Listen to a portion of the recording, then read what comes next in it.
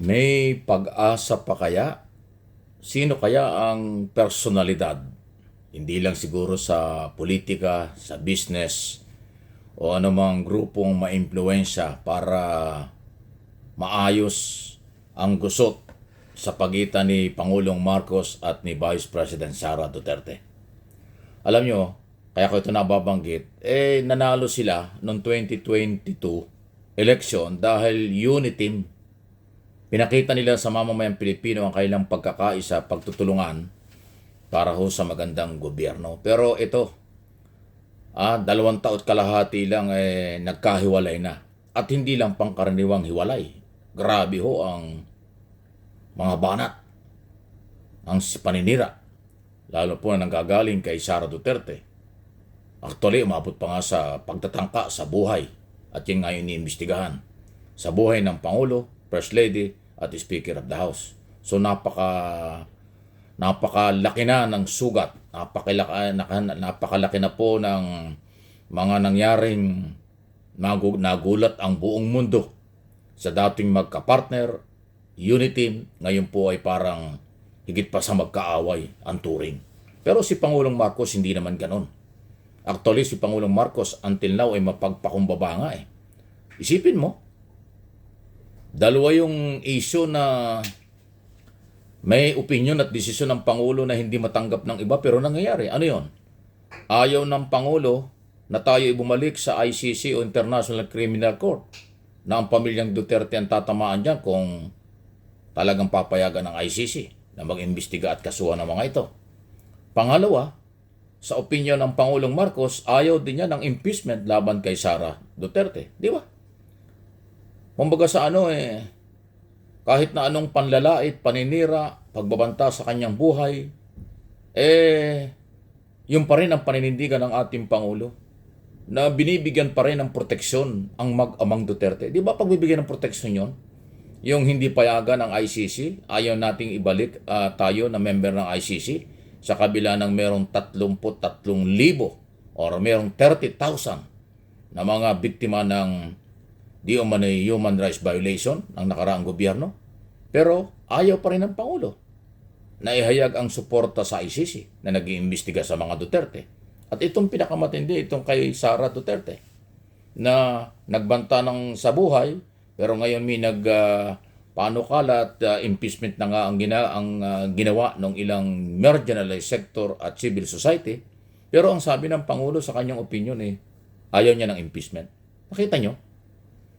Yun ang halimbawa ko, hindi po ako spokesman ng Malacanang, na ang Pangulo kahit anong gawin ng mga Duterte, may malasakit pa rin ang Pangulo sa mga Duterte. Dahil yung dalawang isong yun, para sa kanilang pabor yun.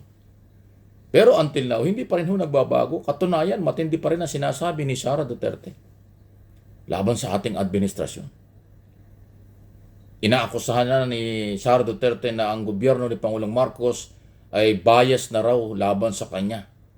Bias na raw ang investigasyon, bias na rin daw po ang maaaring paghuhusga sa kanya kapag siya kinasuhan. Isipin mo, kahit na yung mga kaso na posibleng isampa na hindi naman na-control ng Office of the President kapag ka nasa judicial body, nilalahat na ni Sara Duterte na hindi na magiging pareho sa kanya ang gobyerno ni Pangulong Marcos.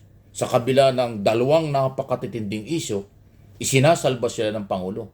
Pero ang sukli at kapalit ng ginagawang ito ng Pangulo ay kawalan pa rin ng tiwala at batikos pa rin ang ginagawa. O di ba? Ni Sara Duterte. Anong tingin nyo dyan? Kaya pa kayang maayos yan?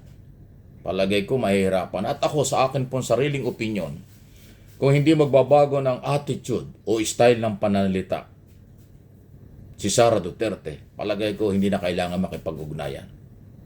Or hindi na kailangang magkabati pa sila. Kasi yung ugali ni Vice President, mahirap pakitunguhan yun. Diba? Kasi ang feeling niya, siya yung powerful Isipin mo naman, pati yung law enforcement agency nag-iimbestiga, hindi nga niya puntahan. Laging may dahilan siya pag may investigation ang NBI. Yung kongreso na nag-iimbestiga bago siya humarap doon, napakarami rin naging dahilan. Diba? Alam mo, kung gusto mo makipagkaibigan pa, o meron pang nakikita tayong paraan para magkabalikan ng kailang magandang relasyon, dapat hindi ganon ang ating nakikita at naririnig sa pangalawang Pangulo. Pero yung ating nakikita at naririnig sa kanya ay talagang parang napakaliit na ng butas. Kasing liit na ng butas ng karayom ang daan para sa reconciliation ng dalawa. Yan ang nakakalungkot. Mabuti na lang po at si Pangulong Marcos hindi nagpapaapekto. Ano man po itong mga personal na batiko sa kanya ng mga Duterte at ng pangalawang Pangulo, focus lang sa ang Pangulo sa trabaho. Yun ang maganda ron. Hindi pinababayaan ang majority ng Pilipino at hindi pinababayaan ng ating Pangulo ang kanyang mandato at obligasyon sa taong bayang ayusin ang ating bansa. Kahit nga nakakalungkot na lagi nga sinasabi kahit sino, at totoo yun, ako'y naniniwala rin, only in the Philippines itong nangyayari. Kasi sa ibang bansa, walang ganyan nag-aaway. Nang matindi ang Pangulo at pangalawang Pangulo, talaga sila nagtutulungan. Tayo lang naman ho talagang umabot sa ganito, na naging personal. Naalala ko nung Cory Doy Laurel, na parehong wala na at nasa kabilang buhay na. Naghiwalay din sila kahit sila magkasama noong 1986. Pero wala naman personal na batikos si Doy Laurel noon, Vice President, kay Cory Aquino. Issue lang ang kanyang topic. At yung mga sumunod na naging Vice President, wala naman ho naging away pa. Ang nagkaroon lang ho ng hindi pagkakaunawaan din at naging sa patingin ko nga ay naharas o naging biktima rin ng style ng management ni Duterte ay si Leni Robredo. Kaya parang nadala, ayaw na pumasok sa national position, maglo-local na lang daw, magme-mayor na lang. Ngayon, balikan ko yung isyong, paano sila magkakaroon ng reconciliation? Sino kaya ang taong at ma-influensyang personalidad?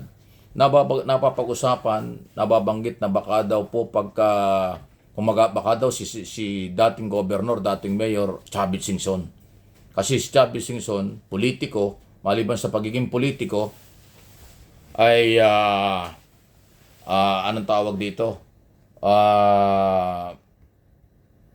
Kaibigan ng Duterte at Marcos. Kung yung mga gunita, ang aking pagkakaalam, parehong tinulungan, financially.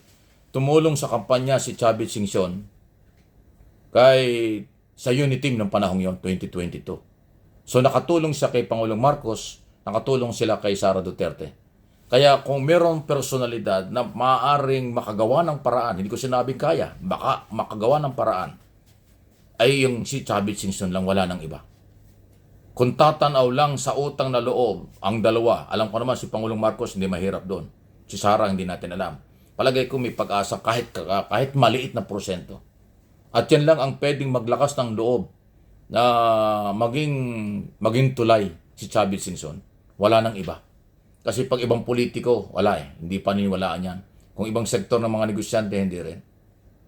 Si Chavit, kasama nila at talagang tumulong. Until now, maka-Duterte pa nga si Chavit Singson. Although Marcos din, pero medyo nag-iba. Pero palagay ko kung reconciliation ang pinag-uusapan, baka may chance. Ano ha? Aking idea lang naman yan. Ewan ko ano yung masasabi dyan. Tanong, may pag-asa pa ba? At sa style ba ni Sara Duterte ay nakikita nating magbabago pa? Malaya po kayo makapag-comment, react dito sa topic na ito. Pero huwag natin kalimutan, please like and share po ninyo ang aking mga topic.